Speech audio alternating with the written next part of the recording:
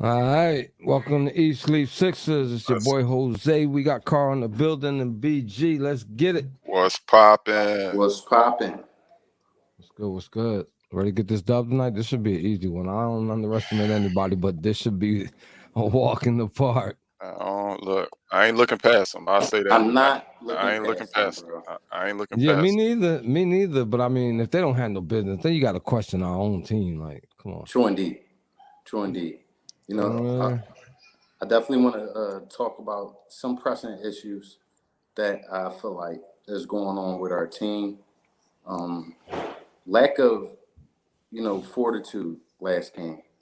It was a lack of defensive communication. And, it's very worrisome to me because if this is what we're going to put out on the floor on a night to night to night basis, it's not going to cut it. Definitely have to lock in on defense. Definitely have to be more mindful of what we're doing out there, and not wait too long to make a push. It's only 4 quarters in the game. It's not 5 quarters, so can't wait late fourth quarter to make the push we should have made second half. That's a fact. Just like you So, Yes. start, just like Jose started off. Like I said, as much as I don't want to say walk in the park, man, this team ain't in our league. Step on their throats early, man. Step on the back of their necks early. Don't be waiting and then okay, we up four going into the fourth quarter. I don't want a game where we just up 6 points in the fourth quarter and then we wind up winning by 11. I don't want that. This team doesn't belong in the gym with us. Let's put them out, put them away early, put them away early. So that's what I'm hoping for today. For sure. For sure. Early in the season still, you know what I mean? Still a lot of games left, but I mean, good teams beat bad teams. And that's just the way it is. bottom line, host. You know what I'm Well saying? said. And and you know, that's just what we got to do with the teams that are in the bottom of the barrel, man. It is what it is. You know what I'm saying? I don't want to be the team that they get their first double on. I know that. At all, bro. You At know what I'm all. saying? You know what I mean? That's a bad look for us, and it's a bad look for what we're trying to do this year. So, Absolutely. I want to address another thing because for those that don't know that are watching and our page, this group, this podcast belongs in Sixers 24/7, sports Sixer group. If you guys are members, if you aren't members, join in for the fun. There's been a lot of uh, should I say, you know, dividing going on since Ben Simmons had made his stance this off season, and there's a Ben Simmons versus Joel Embiid thing. I want to Oh squash no! that. Don't forget Maxi. You gotta add Maxi Don't to that. We're not going to forget Maxi because somehow he's being thrown under the bus too. Yeah, I you gotta I, add Maxi to that. You I know, want to he's make it loud and clear. We are Sixers fans. Who? Sixers fans. who? Okay. 76ers fans, which means big facts.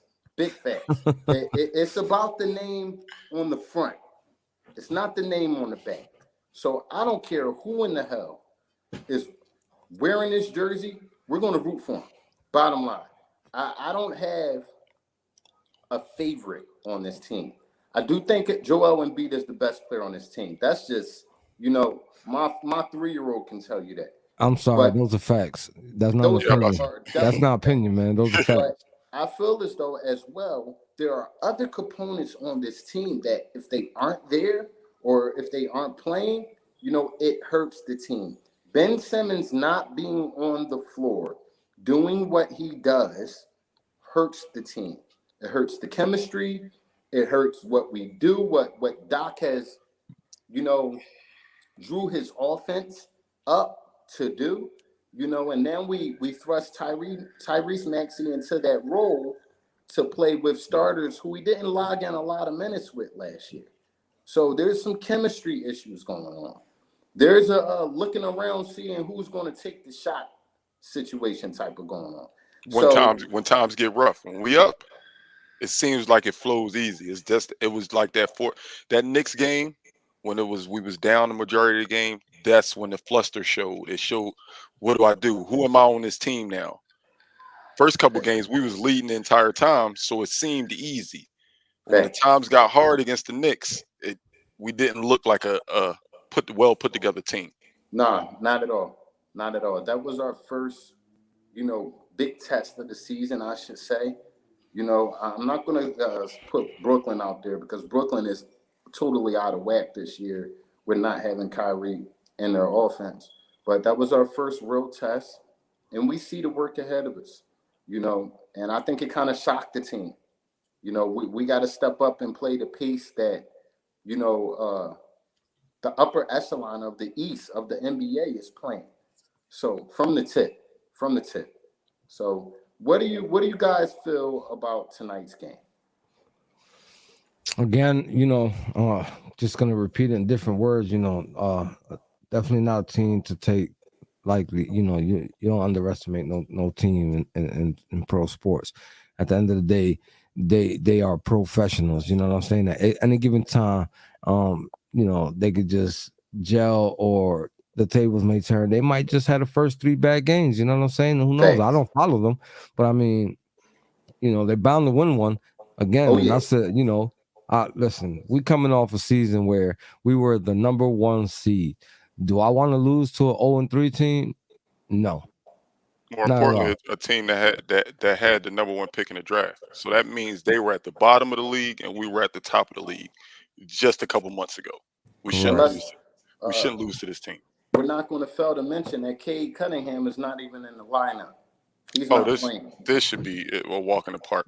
He's not playing. And just for those who don't know, who's not in the know, Shake Milton was in shoot around today. He was in shoot around for the first time this year, which leads me to think he's going to play. Now he's slated as a game time decision, but I don't think Doc would have had him in shoot around if he didn't intend to insert him in that lineup, which he is sorely, sorely missed in that bench lineup this year. If I if don't. if I I don't. may interrupt, I feel like this is a game where Embiid should sit. Let Drummond go off on his former team and give the big guy a little bit of rest. You know what I'm saying? If I was coach, which I'm not, but if I was coach, I'd go Starting ahead. starting five just got announced. They just tweeted it. Same starting five we've been rolling with the last 4 games. Tyrese, Seth, Danny, Tobias, and JoJo. I'm, Yeah. I'm, I'm. Go ahead, Jose. You was in the middle of a thought right there. Yeah, I'm just, I don't like the way he's been walking around these past couple games. On knock on wood, please, God bless you, JoJo. Don't do more than you have to. What bothers me is all of the caution that the Sixers have showed in the past, especially with those two young guys, Ben and B. The fact that they let him go through the offseason without insisting that he get a surgery on that knee is beyond me. It's beyond me. He's a 7'2" guy. He's one of the most agile centers in the NBA. He depends on his knees more than anybody. And, to go on this season after the injury that took place last year, to go on into this season without getting it surgically taken care of, it's kind of risky. It's very risky. It's You it know, is it is very risky, but at the end of the day, it is a meniscus, and it was just a small tear in it. So over time, something like that does heal. So do we let him heal naturally and be ready for the season, or get that surgery and not be here till December? Let's not forget, as much as we don't want to admit, our other best player isn't here.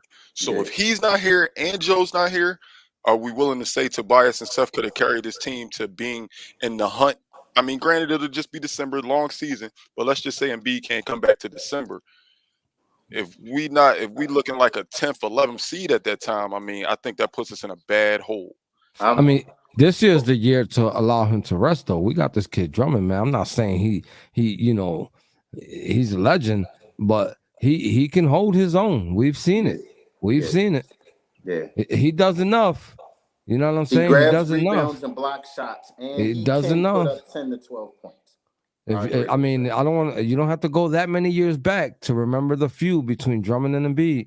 So you Yep. know, I think to add to your point, BG, I will risk a couple months without Embiid rather than at the end of the year not really having Embiid out there. But Not the Embiid we know. I'm gonna need you to knock on wood because that's just a theory, something that could happen. We It's something that could It's something happen. that could happen, but it also could happen if he didn't get surgery. So we don't. I mean, if he did get surgery, so we just don't know. We just don't know. I hear you. I understand. I'm pretty sure they weighed the pros and cons of it and hopefully made the right decision. Like he said, if he was able to play on that slight tear, I think having the whole it wasn't a long summer, but having the summer off of not the grind of basketball probably would have healed it. Yeah, I hear you. I hear you. My thing is, every time he does this Euro step, I love it. A beautiful thing to see a big guy that could do that. That it is. It's a sweet move. He has it down packed. That he does. But every time he does it, I cringe. My hairs stand up. I don't know if this man's gonna land wrong. It's hard to watch anymore, seriously, because I don't want to see the big guy get hurt. Nah. We all don't want to see that. You know, there was a concern when he got drafted about his needs, him staying healthy throughout his career. He's had a nice stretch without a major injury. Knock on wood. So we're going to need this guy if we want to win a championship. So I'm hoping, best wishes to Joel. I hope that he returns to form. But I hear a lot of complaints. Oh, Joel's not in the block. Oh, he needs to go to the paint. He ain't clutch. Those who have played ball, if you have a knee injury as a big man, going into the post is the last thing you want to do because you're banging. You're getting banged back by a 250-pound guy. It's not really comfortable. And that's one of the reasons I feel as though that he stays in the mid-range a lot of time because he doesn't want to irritate that knee of his. So not making excuses for Embiid at all. It just makes sense to me. That's why he's doing that. Last game he had an obvious mismatch. He stayed out in the mid-range. He went out to the three-point line. And those are low percentage shots for him, being his size. So, we'll take a wait and see approach. But I'm concerned. But he's obviously not 100%. He's obviously not. I mean, it is what it is. True indeed. What do you think about Seth? Will he bounce back from last game's bad shooting performance? Shoot. Yep. Most definitely. There's no other way to slice it. Shoot. You know what I'm saying? Yep. I mean, what do you want the guy to do? Not shoot? You know what I mean? So facts. I said it in the chat the other day. The worst shot you could take is the one that you don't take. Right. So, Seth, if you could hear me out there, by all means, continue on. True indeed. Doc Rivers, I hope you're listening to this. Danny Green is not a starter. I'm not one to shit on our players. Excuse my language. But oh damn, I was late. You're a little late, Jose. Hey, I was late, dog. I was late, dog. I'm not one to talk down on our players a lot of times, but the guy is way past his prime, and I feel as though he helps this team more off the bench, and that role guiding our inexperienced bench and helping them out in that aspect, and adding another shooter off our bench. I know guys say, well, who will stand in that role? I think it's time to give Korkmaz a shot. Man. By the way, Sabri said, "Watch out! Don't be talking about his brother like that." I when I said it, I kind of cringed because I said, "Damn, Sabri gonna get me." He came. Look, he came. Just start messaging real quick. You better watch out. He watching. Soon as we brought him up, he just popped up like Snoop Dogg in the movie. He just popped right up. Somebody say Seth, my brother. Hey, shout out to Sabri. We're not going to get personal on here, but our prayers are with you, my brother. And we all pray that all is well. And reach out. I hope the rest of the Sixers 24/7 family prays for him as well. You want your dog to bounce back on the court? I need my dog to bounce back on this podcast, fam. So get well. Big facts. Hey, You said it's time for Korkmaz to get a shot. I got 99% of the time, Carl, be on the same page. I can't go with you on that one. I seen it in your face when I said I it, can't BJ. I can't go with you on We that one. can't agree on everything, Do baby. do I think that Danny Green is not a starter? That I agree with. But I would rather, instead of adding Korkmaz's offense to our starting five, I would add Matisse's defense to our starting five for the simple fact that Ben's not playing. You Right. start Tyrese Maxey, Seth Curry, and Furkan Korkmaz, and every other team backcourt gonna be like, good. Yeah. Yes, give me the ball, give me the ball, give me the ball. I'm going at that's I would rather have Matisse in the starting lineup. I understand, and I wouldn't mind either or, but I say Court Maz because I feel as though number one, his defense has gotten better. I don't know. To me, that was the highlight of last game, if there was one. You know, Court Maz was playing solid individual defense. He was harassing guys, plucking the ball, moving his feet. These are things that we all knocked him on in years past, and I feel as though if you want a guy to step up his game, sometimes you got to put him in position to do so. So, we all seen FIBA basketball over the summer. And I know it's overseas and things like that. The talent level is lower, but, the guy was amazing. He was amazing. So was Matisse. So was Matisse. And so was Matisse. I'm not knocking Matisse, but I will say one thing about Matisse. We got to see some type of offensive game. You're an elite defender, but he looks lost on offense a lot of the times. So, for him, Listen, I have to defend him here because we don't know what's going on in those timeouts. You know what I'm saying? We don't know what's going on in the bench. You feel me? There might be not plays ran for him. So what are you supposed to do? Just grab the ball and make stuff up? I mean, you can't do that. I mean, cut to the rack. You're one of the most athletic, if not the most athletic guys on this team. Cut to the rack. Look for the oop. Look for misses to dunk back in. I would like to see him use his athleticism to, on offense.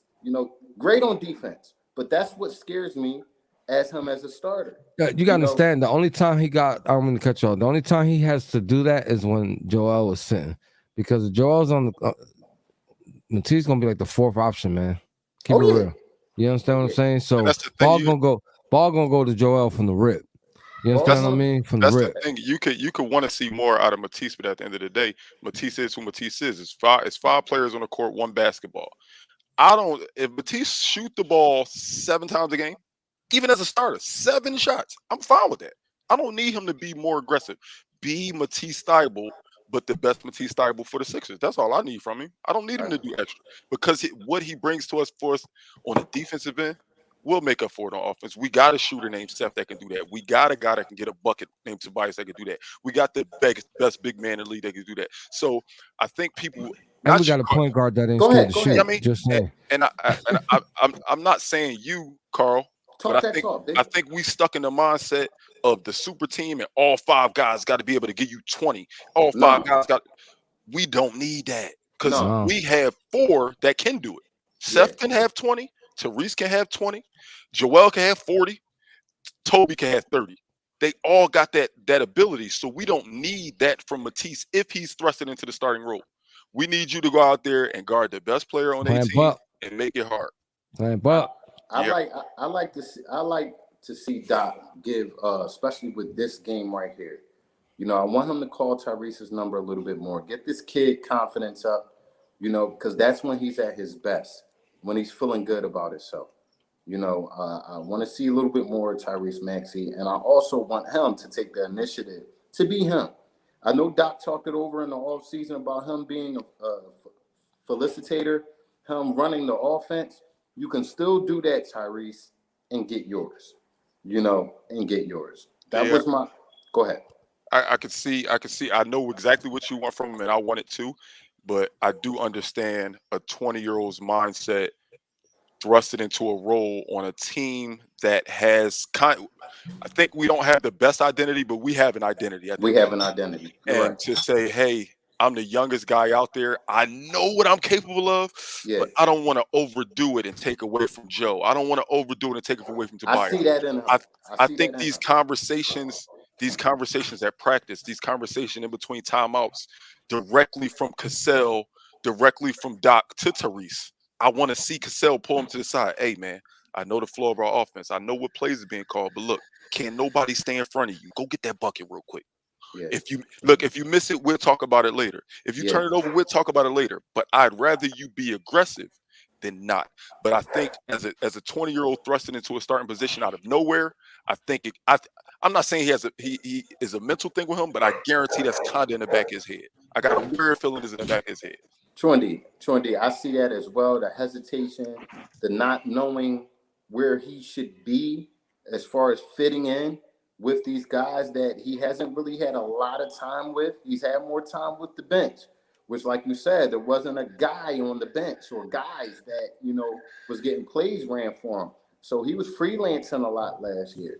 And I think Tyrese is at his best when he's doing it, when he's doing him. He's just a You know what I basketball mean? player. He's a He's basketball a player. basketball He's a player, man. basketball player. Like He could go into any gym and just hoop with people, and it'd be and next thing you know, he got 50. Trendy. that we need this bench to step up. You know what I'm saying? I don't want to emphasize a lot about Matisse Thybulle and his lack of offense when he's an elite defender, when we have upgraded our bench significantly. So when they compared to last year, so Yeah, big time. when they hit the floor, they got to be the ones to represent, because if we're going to go with the theory that BG just mentioned, where we got 4 guys that can easily put up 80 points on the scoreboard easily, then it's time for the bench to come in and contribute and put some of that up. Because if they put some points up, we gonna get 100 like with little to no effort. Carl, stop saying 89 for a final score if the bench show us that they could do something. Exactly. I will. And Exactly. BG, you hit it on the nose. That's why I've been saying that. That's why I've been saying that. Other than, the first game, George Nang was hot, and Cork Maz was hot, and everything was rolling, But once again, I think that's also due to missing a huge piece off that bench, and that's Shake Milton. A lot of times Shake Milton like him or not, he initiates offense, and he knows how to get his own bucket, which a lot of the guys off the bench aren't really comfortable with doing. So, I hope he's in there tonight. I'm looking forward to see where his game has gone over the offseason. So I guess it's a wait and see approach for all of us because it's a game time decision. I'm waiting to see. I'm checking now to see if they said nothing since the starting lineup was announced. So no word yet on whether he's playing, but I look forward to seeing him. I wouldn't mind him not playing, because as we stated, this shouldn't be a game where we need that extra. So if we could say, sit one more game and then come back next game, I'll be cool with that. But I would love to see him tonight. I would definitely love to see him tonight. So with that said, BG, we got 5 minutes left. I think it's time for your famous. I got 2 of them. I got 2 of them. I got go. 2 over and unders for Let's today. go. I want to base our over and unders off what we talk about. So one of the big things we just recently talked about was the bench. And I know we did this last game, but I needed this game. Over under 30 points for our bench. Over. Don't tell me what you want. Tell me what you believe. I believe they will play a lot tonight. So Okay. over. This game here, yeah, I gotta agree with Carl. They're gonna play a lot. I don't feel like they're gonna abuse the starters in a game like this one. So I'm gonna say over. I'm going over also, and no explanation needed for the same reason y'all both just said. I gotta say over because I got a funny feeling Drummond gonna show off. I just got a funny feeling. That's just one man. You know what's crazy? We haven't talked about this, but that was a great segue. Over under number 2 for today's game is a return game. Andre Drummond, return game against Detroit. Double. Yep. I was about to say the double. Double. See, that's too easy. Over under 16 rebounds. Over. Oh, I'm gonna say over. 16 is a big number. I'm gonna say over. 16 is a big. No, I'm gonna say over. I'm going over too. I was hoping y'all was gonna go under. I got to say over, bro. I was hoping y'all was gonna go under. No. Usually when we all agree, it happens. Yeah, 16 is a big number, but against this team, and it's a return game, oh yeah, he about to go out there. Yeah, that's what I'm saying, bro. He mess around and have a 2020 game. He's going to show. I actually should have said that. Missing. Yeah. So with that said, this has been another hard-hitting edition of Eat Sleep Sixers podcast. Please join us for the post-game show. It's just as entertaining. Chime in, comment, share. Hey, real quick. Since we got 5 minutes left, we're going to go ahead and dip. But we're going to leave you with this little hype video, you know what I'm saying, so that you can watch. He whipped it up. 111-109 Boston. The Sixers season is on the line. Let me tell you something you already know. The world ain't all sunshine and rainbows. Embiid, no! And it's stripped by Rozier, and it's Boston ball! And Boston is headed to the Eastern Conference Finals! It's off to Leonard, defended by Simmons. It's a very mean and nasty place, and I don't care how tough you are, it will beat you to your knees and keep you there permanently if you let it. Is this the dagger? You, me, or nobody is gonna hit as hard as life. Game! Series! Toronto is won! That'll do it. The Boston Celtics move on by defeating the 76ers 4-0. The first ever sweep in 15 playoff series between these two squads. But it ain't about how hard you hit. It's about how hard you can get hit and keep moving forward. How much you can take and keep moving forward. That's how winning is done. Yeah. But let me say this, ladies and gentlemen. The Philadelphia 76ers are for real. The Doc is in the building. The Sixers have reached a deal with Doc Rivers to become their new head coach. Daryl Morey will take over as the president of basketball operations with the Sixers. The new Philly GM traded Al Horford for Danny Green. Dwight Howard headed to Philadelphia. Philadelphia has traded Josh Richardson to the Dallas Mavericks. They're going to bring back Seth Curry. The Philadelphia 76ers select Tyrese Maxey. The 76ers are the best team in the East right now. I love the way this team is structured. They could possibly win it all. What's your expectations for this team? I expect to win the whole thing. DTOVO, we back again, we going back.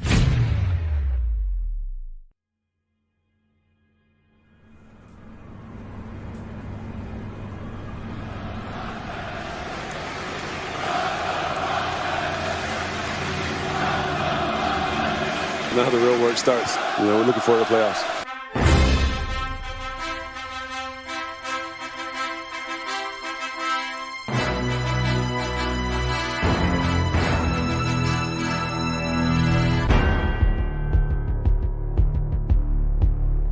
Lord knows I'm 50 rich. All inside the life 50 bricks. Rap niggas starting hits and fits. I get my bitch a status for a Christmas gift. And my bitch so bad she on my Christmas list. Remember I pray really, I wish for this. To get the crib with the maid and with the picket fence. I was to get that mad, we took a risk for this. So talking Lord knows that I repent for this. But Lord knows if I get bent for this, I probably won't get home until I'm 56. They say I don't know why they be guessing these suckers, but fuck, cause I am not feeling that shit. Different between me and most of these rappers, I'm talking about work that I really put in. Talking about pictures I put on my hip, and I'm talking about fines I really could run. It ain't about how hard you hit. It's about how hard you can get hit and keep moving forward. How much you can take and keep moving forward.